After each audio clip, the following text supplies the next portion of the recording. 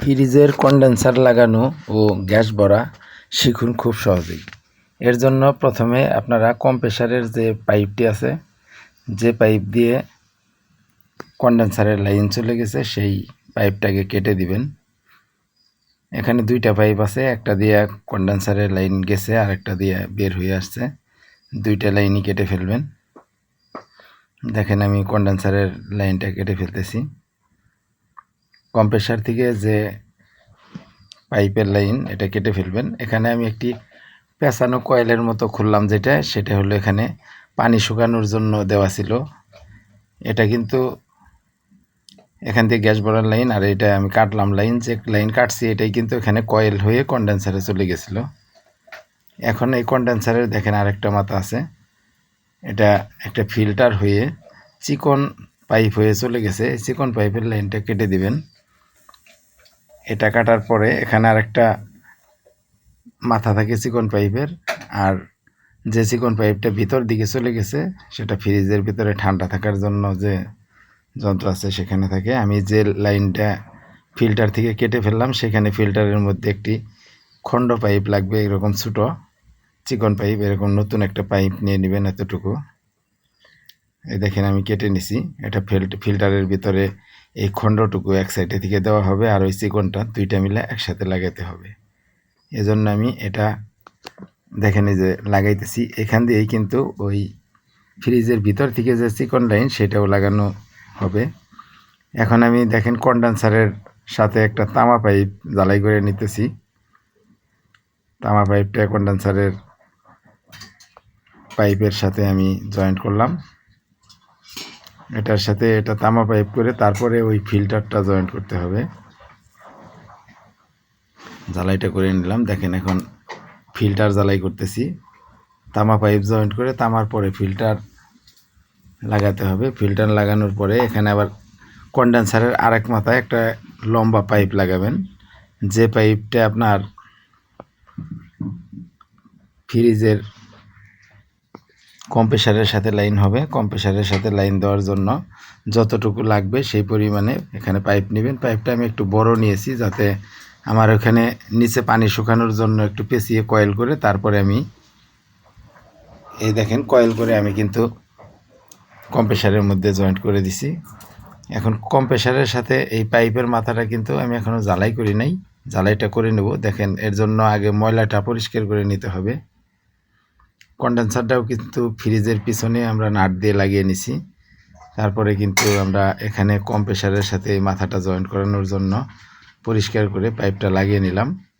তামা পাইপ এটার ভিতর দিয়ে লাগিয়ে দিয়ে এখন আমরা জ্বালাই করে নেব। দেখেন আমার কম্প্রেসারের সাথে এই পাইপটি জ্বালাই করা হলো। এটা এখানে কয়েলের মতো একটু পেঁচিয়ে নিয়ে তারপরে কন্ডেন্সারে দেওয়া হয়েছে। কন্ডেন্সার থেকে আবার যে মাথাটা চলে আসছে সেটার মধ্যে আমরা ফিল্টার লাগিয়ে দিছি। ফিল্টারের সাথে এখন এই চিকন পাইপটা, আর আমি একটু খণ্ড চিকন পাইপ নিয়েছিলাম, এই দুইটা পাইপ একাত্র করে এখানে ঢুকিয়ে দিতে হবে। দেখেন এখানে আমরা দুইটা পাইপ একাত্র লাগিয়ে দিতেছি, তারপরে জ্বালাই করে দিলাম। এখানে ফিল্টারের সাথে লাইনটা লাগানো হয়ে গেল। এখন আমি কারেন্টের লাইন দিব। কারেন্ট লাইন লাগানোর পরে এখন আমরা এই যে চিকন পাইপটার মাথা ছিল, এখানে একটা পানির মতো মেডিসিন আছে, এটা আমরা দিয়ে দিলাম। এটা যখন বলক পড়া শেষ হয়ে যাবে তখন কিন্তু কারেন্ট লাইন খুলে দিলে এই পানিটুকু ভিতরে চলে যাবে। তারপরে এটার মাথাটা বন্ধ করে দিবেন। বন্ধ করে প্লাস দিয়ে বন্ধ করে একটু চাপ দিয়ে এখানে আবার জ্বালাই করে আটকে দিতে হবে। দেখেন আমি এখানে চাপ দিয়ে এটার একটু ভাঁজ করে দিলাম, যাতে এখান দিয়ে কোনো হাওয়া বের হতে না পারে। এরপর মাথায় আমরা একটু জ্বালাই করে দেব। দেখেন জ্বালাই করে মাথাটা আটকিয়ে দিলাম। অবশ্যই আমাদের দিল ইলেকট্রনিক্স চ্যানেলটি সাবস্ক্রাইব করে রাখবেন। এই পয়েন্ট যেটা ঘোরান যায় এটা বরাবর থাকবো তোমার বোতল, গ্যাসের বোতল। সেটা কালার নিয়ে কোনো সমস্যা নেই, লাল হলুদ দিলে হবে। কিন্তু এটার মধ্যে এই যেটা পিনলেস ওটা থাকবে হলো বোতলে, আর যেটা পিনওয়ালা ওটা থাকবে হলো এই সাইডে, মানে বেকাটা। আর মিটার বরাবর যেটা এটা দেবে হলে তোমার কম্প্রেসারে লাগাও। কম্প্রেসারে যেটা খুইলে এদের একবার ইমার্জেন্সি দিয়ে দেন লাগবে, এদের দেরি করানো যাবে না। সুদারে গেল ধরে নাও নরে। কোনটা নড়ে উপরেরটা খোঁজা গেছে এবারে ফুল টাইট, তারপরে এটা টাইট আছে নাকি চেক।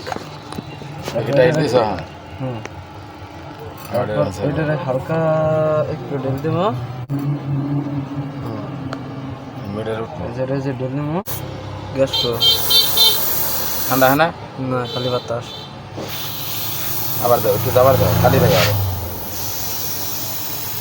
হ্যাঁ না ওটা আটকে দিয়েছো দিকে বা এটা গ্যাসের বোতল উল্টা করে রাখতে হবে। গ্যাসের বোতল উল্টা না করার কারণে আমাদের গ্যাসটি বের হয় নাই। এখন দেখেন উল্টা করে রেখে গ্যাসের বোতলের মুখা এখন এইদিকের মিটারের ওখানে টাইট রেখে গ্যাসের বোতলের মুখা ডিল দেওয়া হলো। ডিল দিয়ে তারপরে এখানে পাইপ ডিল দেওয়াতে দেখেন এখন গ্যাস বেরিয়ে আসছে। এখন এটা টাইট রেখে আবার গ্যাসের বোতলের মুখাটা টাইট করতে হবে। গ্যাসের মুখ বন্ধ করার পর এখন মিটারের এখান থেকে গ্যাস ছেড়ে দিতে হবে। ছেড়ে দিলে মিটারটি কিছু উঠে তারপর ধীরে ধীরে ধীরে ধীরে নেমে আসবে। নেমে আগের জায়গায় মিটার চলে আসবে, তাহলে বোঝা যাবে এক পাইপ গ্যাস ঢোকানো হলো। এভাবে এক পাইপ করে যে যে ফ্রিজে যে কয় পাইপ গ্যাস দেওয়া প্রয়োজন সেটা গুনে গুনে দিতে হবে। যেমন 50 গ্রাম গ্যাস দিলে 5 পাইপ দিবেন, এক পাইপে 10 গ্রাম করে গ্যাস থাকে। এভাবে পাইপ গুনে গুনে কতটুকু গ্যাস লাগবে ফ্রিজে ততটুকু গ্যাস ভরে নেবেন। আপনারা কিভাবে গ্যাস ভরবেন সেটা আমি আবারও বলে দিচ্ছি। দেখেন এখানে গ্যাস ভরার নিয়মটি আমি আবার বলে দেব। দিল ইলেকট্রনিক্স চ্যানেলটি সাবস্ক্রাইব করে বেল বাটন ক্লিক করে রাখুন, শেয়ার করে রাখুন যাতে ভিডিও দেখে দেখে আপনারা করতে পারেন। এখানে প্রথমে গ্যাসের বোতলের মুখাটা ডিল করে নেবেন। তারপরে এখানে পাইপের মাথাটা একটু ডিল দিলেই এখান দিয়ে গ্যাস বের হবে।